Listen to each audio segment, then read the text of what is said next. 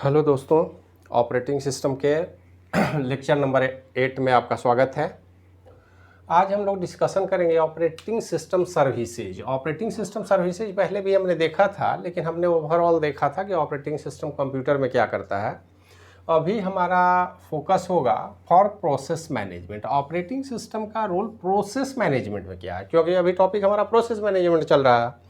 तो process management में जब हम देखेंगे, प्रोसेस मैनेजमेंट में बहुत सारे फंक्शन हैं जो परफॉर्म किए जाते हैं ऑपरेटिंग सिस्टम में। और सबसे पहला पॉइंट होता है create a process. Create process ID and their attributes. And their attributes कहने का मतलब है कि सबसे पहले तो प्रोसेस आईडी, जब भी कोई यूजर अगर कोई प्रोग्राम स्टार्ट करता है तो हर प्रोग्राम से रिलेटेड एक निश्चित प्रोसेस क्रिएट होता है। और एक प्रोसेस के क्रिएशन में अगर हम गौर से देखें तो हम इस तरह से बोल सकते हैं, एक प्रोसेस के पार्ट क्या होंगे, तो ऑपरेटिंग सिस्टम के सिस्टम कॉल, जिसमें उसके हार्डवेयर होंगे, डिवाइस ड्राइवर होंगे, और भी जितने भी प्रोसेस के साथ अटैच्ड फाइल होंगे वो सब कुछ होगा। इसके बाद प्रोसेस से संबंधित बहुत सारे इंफॉर्मेशन होंगे, जैसे इसमें प्रोसेस आईडी की हम बात करते हैं, उसके प्रायोरिटी की बात होगी, उसके साथ स्टैक की बात होगी, रजिस्टर की बात होगी, डेटा की बात होगी, कोड की बात होगी। ये सारे इंफॉर्मेशन प्रोसेस क्रिएशन के दौरान क्रिएट किए जाएंगे। जैसे इसमें हम पॉइंट वाइज हमने लिखा है, जरा इस पर गौर से देखें हम लोग। लेवल ऑफ प्रिविलेज, सबसे पहले हमको तो ये डिसाइड करना होगा कि ये प्रोसेस जो हमने क्रिएट किया है वो सिस्टम लेवल प्रोसेस है या यूजर लेवल का प्रोसेस है। तो सिस्टम कॉल या यूजर लेवल का प्रोसेस है और प्रोग्राम के लेवल पर डिसाइड किया जाएगा। और ये प्रोसेस क्रिएशन के समय ही हम इसको डिसाइड कर लेते हैं। दूसरा होता है प्रायोरिटी। प्रायोरिटी, जैसा कि हम जानते हैं कि हमारा कंप्यूटर सिस्टम पूरे लाइफ टाइम में प्रोसेसर तो हमारे पास एक ही है, लेकिन प्रोग्राम तो एक होता नहीं। आजकल हमारा ऑपरेटिंग सिस्टम जो विंडोज़ है, मोस्ट पॉपुलरली लाइनक्स की बात करते हैं, तो ये सारे मल्टीटास्किंग या मल्टी प्रोसेसिंग सिस्टम है। एक समय में एक से अधिक प्रोसेस काम करते हैं। तो मल्टी प्रोसेसिंग की अगर हम बात करें तो बहुत सारे प्रोसेस यहाँ पर एक साथ हो सकते हैं। जैसे क्रिएट हमने किया P1, P2, P3। अब इस तरह से अगर तीन ही प्रोसेस की बात करें तो प्रायोरिटी भी डिसाइड करनी होती है। बहुत सारे ऐसे प्रायोरिटी हैं जिनकी प्रायोरिटी हाई रखी जाती है, प्रायोरिटी लो रखी जाती है। इस पर डिटेल आगे जब हम सिंक्रोनाइजेशन वगैरह देखेंगे तो वहाँ पर प्रायोरिटी की बात करेंगे। लेकिन ये हमको ध्यान में रखना होगा कि प्रोसेस क्रिएट करने के समय उसकी प्रायोरिटी लेवल भी डिसाइड कर दी जाती है कि ये मोस्ट इम्पॉर्टेंट अगर है, सबसे हायर लेवल की प्रायोरिटी है, तो उसके हिसाब से उसका प्रायोरिटी नंबर देंगे। और नहीं तो प्रायोरिटी असेंडिंग या डिसेंडिंग ऑर्डर जैसे हम चाहें, वो ऑपरेटिंग सिस्टम के इंटरनल डिज़ाइन पर डिपेंड करता है कि प्रायोरिटी का लेवल हम कैसे डिसाइड करेंगे। लेकिन हर प्रोसेस के प्रोसेस आईडी के साथ साथ उसकी प्रायोरिटी भी डिसाइड की जाएगी। प्रोसेस का रिक्वायरमेंट क्या होगा, size of memory and size and memory requirement. जो प्रोसेस मेमोरी में आएगा, प्रोसेस चलने का मतलब क्या है कि वो हार्ड डिस्क से निकल के मेन मेमोरी में आएगा। तो मेन मेमोरी में मेन प्रोसेस के लिए कितना स्पेस चाहिए, और कई बार प्रोसेस जब रन करता है तो उस दौरान भी उनको मैक्सिमम कितने मेमोरी की रिक्वायरमेंट है उसको हम पहले एलोकेट कर देते हैं, ताकि प्रोग्रामिंग के दौरान हमें बाद में मेमोरी को लेकर के परेशान ना होना पड़े, मेमोरी बीच में प्रोसेस को हॉल्ट ना करना पड़े, सस्पेंड ना करना पड़े। इसके लिए हम उसके मेमोरी रिक्वायरमेंट को भी डिसाइड कर देते हैं कि एक पर्टिकुलर प्रोसेस कितना MB मेमोरी का रिक्वायरमेंट है इसको प्रोसेस होने में, ताकि ये स्मूथली चल सके। Maximum data area and stack size, ये भी डिसीजन हम उसी टाइम में कर देते हैं प्रोसेस के क्रिएशन के समय। एक्सेस राइट एंड प्रोटेक्शन, हर प्रोसेस को किस किस डिवाइस को एक्सेस करना है ये क्रिएशन के समय ही डिसाइड कर लिया जाता है कि उसकी क्या एक्सेस राइट होगी, किस किस डिवाइस को एक्सेस कर सकता है या खुद और कुछ काम ये कर सकता है कि नहीं। इसके साथ प्रोटेक्शन की बात, मतलब इस प्रोसेस को दूसरा प्रोसेस कोई एक्सेस कर सकता है, शेयर कर सकता है, नहीं कर सकता है। तो एक्सेस राइट और प्रोटेक्शन की बात हम करते हैं। और उसके बाद सिस्टम डिपेंडेंट डेटा का भी डिक्लेरेशन हम यहाँ कर देते हैं कि इस प्रोसेस को काम करने में कितना डेटा की ज़रूरत होगी और किस तरह से इस डेटा को हम उसको एलोकेट करेंगे। तो प्रोसेस क्रिएशन में ये जो 6 पॉइंट हमने दिया है, इस सारे पॉइंट को ध्यान में रख करके प्रोसेस को क्रिएट किया जाएगा और जब भी कोई प्रोसेस क्रिएट होगा तो इन सारे पॉइंट पर हमको ध्यान रखना पड़ेगा। तो ये प्रोसेस क्रिएशन का स्टेज है। सबसे पहले हमने प्रोसेस बनाया, लेकिन यदि हमारा काम कंप्लीट हो जाता है तो हम डिलीट कर सकते हैं, डिस्ट्रॉय या टर्मिनेट या एग्जिट, एक ही टर्म है ये चारों। इसमें से किसी भी टर्म का इस्तेमाल करेंगे। अलग अलग ऑपरेटिंग सिस्टम अलग अलग टर्म का भी इस्तेमाल करते हैं। ये सारे सिस्टम कॉल की तरह काम करेंगे और ये प्रोसेस आईडी से ही एग्जीक्यूट हो जाएगा। अगर हमको टर्मिनेट करना है प्रोसेस को, टर्मिनेट कब होगा, कैसे होगा, ये तो बाद में देखा जाएगा। प्रोसेस सामान्य तरह से प्रोसेसिंग कंप्लीट होने के बाद हम उसको टर्मिनेट कर देते हैं। कई बार हमने फोर्सली टर्मिनेट भी किया है, तो फोर्सली टर्मिनेट करने का क्या कंडीशन होगा, कैसे हम करेंगे, इस पर हम लोग आगे विचार करेंगे। इसके बाद एक टर्म है एबॉर्ट। एबॉर्ट प्रोसेस आईडी, ये सारे फंक्शन कॉल हैं और एबॉर्ट फंक्शन कॉल के साथ केवल प्रोसेस आईडी की ज़रूरत होती है। ये force terminator of a process. Force terminator मतलब कई बार ऐसी स्थिति आ जाती है कि हमको किसी प्रोसेस को बीच में ही टर्मिनेट करना पड़ता है, चाहे एरर आ जाए या कोई और भी कंडीशन हो। किसी भी कारण से अगर फोर्सफुली हमको किसी भी प्रोसेस को टर्मिनेट करना है तो एबॉर्ट सिस्टम कॉल हम इस्तेमाल करेंगे। इसके बाद फोर्क और ज्वाइन, ये दो बड़ा पावरफुल कमांड है। सिस्टम कॉल हम कहेंगे, यहाँ कमांड की बात नहीं करेंगे। तो फोर्क के विषय में एक लाइन में देखिए स्पष्ट रूप से लिखा हुआ कि fork is use to split a sequence of instruction into 2 concurrently executable sequence. कहने का सीधा मतलब है, आपको अगर इसको याद रखने में दिक्कत हो तो आप सीधे ध्यान में रख सकते हैं कि फोर्क सिस्टम कॉल प्रोसेस के द्वारा एक अपना चाइल्ड प्रोसेस क्रिएट करने का कॉल सिस्टम कॉल है। A child process is created by fork. मतलब फोर्क प्रोग्राम में हम जहाँ भी फोर्क सिस्टम कॉल का इस्तेमाल करेंगे, जो भी पेरेंट प्रोग्राम होगा वो अपना ठीक डुप्लीकेट एक जस्ट अपनी कॉपी तैयार कर देगा और उसको हम बोलते हैं चाइल्ड प्रोसेस।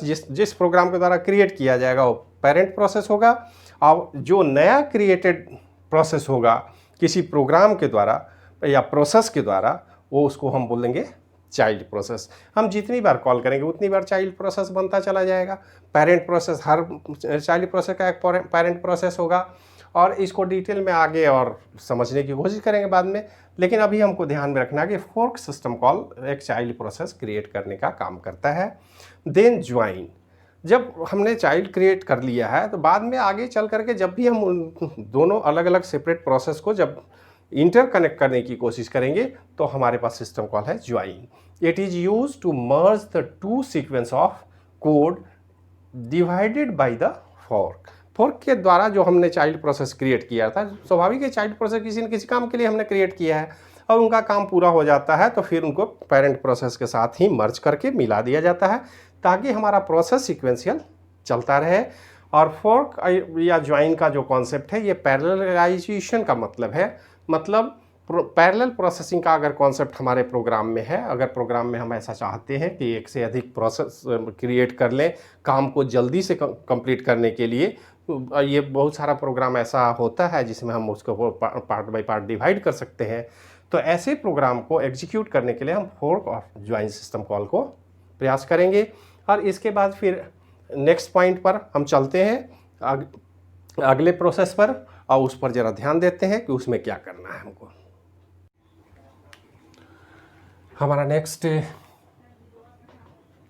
सिस्टम कॉल है सस्पेंड।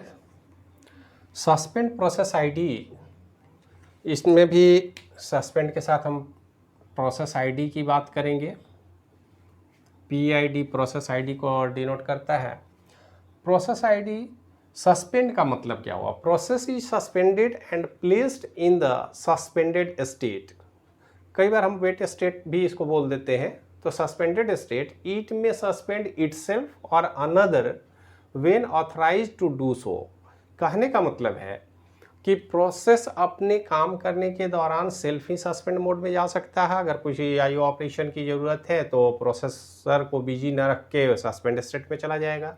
अपने से या कोई दूसरा प्रोसेस अगर उसको ऑथराइज्ड किया गया हो, तो ऐसा नहीं है कि कोई भी प्रोसेस किसी दूसरे प्रोसेस को जा कर के डायरेक्ट चेंज कर सकता है या सस्पेंड कर सकता है। ये पावर सिर्फ और सिर्फ ऑपरेटिंग सिस्टम को है। लेकिन प्रोसेस अगर हम क्रिएट कर रहे हैं और इसी प्रोसेस के साथ अगर उसका चाइल्ड हमने क्रिएट कर रखा है, तो पेरेंट को राइट है कि वो चाहे तो उसके प्रोसेस स्टेट को रेडी से सस्पेंड मोड में डाल सकता है। तो यदि अगर ऑथराइज्ड है तो ऐसा कर सकता है, या प्रोसेस इटसेल्फ सस्पेंड मोड में जा सकता है। इट इज कॉल्ड स्लीप और ब्लॉक। कुछ कुछ ऑपरेटिंग सिस्टम में इसी सस्पेंड मोड को स्लीप मोड या ब्लॉक मोड भी हम बोलते हैं। इसके बाद जब सस्पेंड हो गया प्रोसेस, तो स्वाभाविक है कि जब किसी खास कंडीशन में अगर मान लेते किसी आईओ ऑपरेशन के लिए इसको सस्पेंड मोड में हमने दिया है, तो आईओ ऑपरेशन कंप्लीट होने के बाद उसको फिर से रिज्यूम करना होगा। और रिज्यूम करने का मतलब है कि वो अब सीधे प्रोसेस को नहीं जाएगा। सस्पेंशन से सीधे जब भी प्रोसेस लौटेगा तो रेडी क्यू में वापस आ जाएगा। देखिए, रिज्यूम या वेकअप स्टेट भी बोलते हैं। Wake up the target process, send it to ready queue. Process अगर रिज्यूम होगा तो वो सीधे फिर से रेडी क्यू में आएगा। रेडी क्यू के थ्रू प्रोसेस में आगे जाएगा और वो फिर रेडी क्यू से जब भी नंबर होगा तो प्रोसेसर उसको प्रोसेसर का टाइम दिया जाएगा, प्रोसेस आगे बढ़ेगा। कई बार प्रोग्राम में होता है कि हमको डिले भी क्रिएट करना पड़ता है टेम्पररी, या कई बार शॉर्ट टर्म के लिए हम डिले प्रोवाइड करते हैं। कई बार प्रोसेस क्रिएशन के समय ही डिले टाइम भी डिसाइड कर लिया जाता है। बहुत सारे ऐसे प्रोसेस हैं जो एक निश्चित इंटरवल और टाइम के बाद होंगे, एक्टिवेट होंगे और फिर वो स्लीपिंग मोड में चले जाएंगे, फिर वो आएंगे, एक्टिवेट होंगे, फिर स्लीप मोड में चले जाएंगे।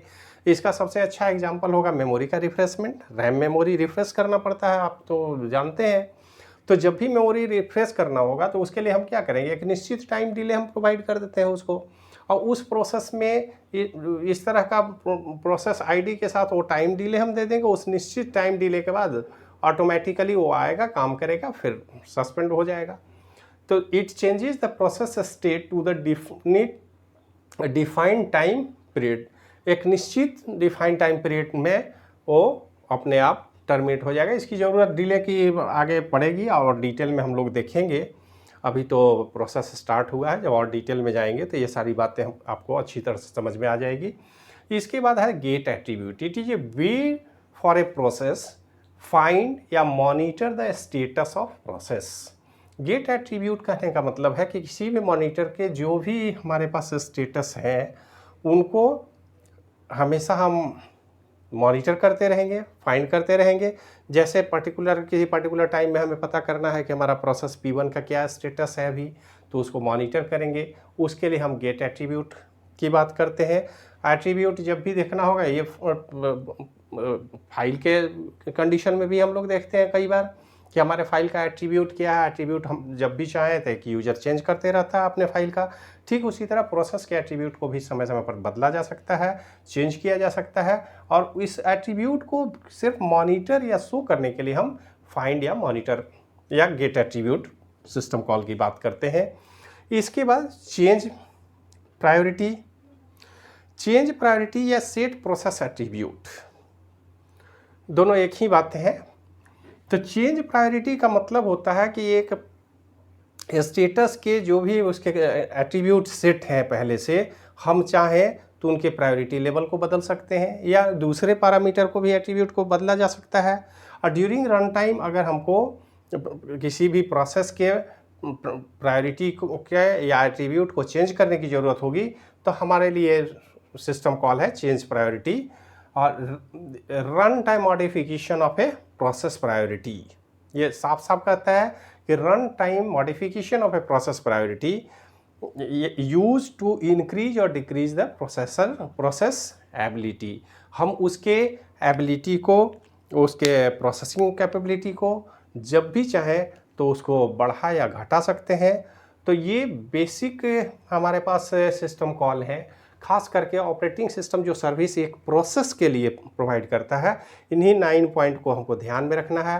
प्रोसेस क्रिएशन की बात हो, सस्पेंड करने की बात हो, रिज्यूम करने की बात हो, उसको रेडी मोड में ले जाना हो, रन करना हो, सस्पेंड करना हो, बैकअप की बात हो, तो ये सारे एट्रीब्यूट हैं जिनके विषय में हमको डिटेल जानकारी होनी चाहिए। कम से कम ये जो पॉइंट है वो आपको याद होने चाहिए, क्योंकि ये सारे पॉइंट अगर आपको याद हैं तो प्रोसेस मैनेजमेंट से संबंधित कम से कम 10 नंबर का सवाल तो एग्जाम में होता ही है।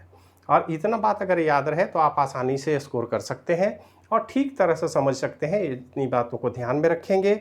और इसके बाद प्रोसेस सिंक्रोनाइजेशन वगैरह की बात होगी तो उसको नेक्स्ट लेक्चर में हम लोग देखेंगे। आज के लिए इतना ही। वीडियो देखने के लिए धन्यवाद।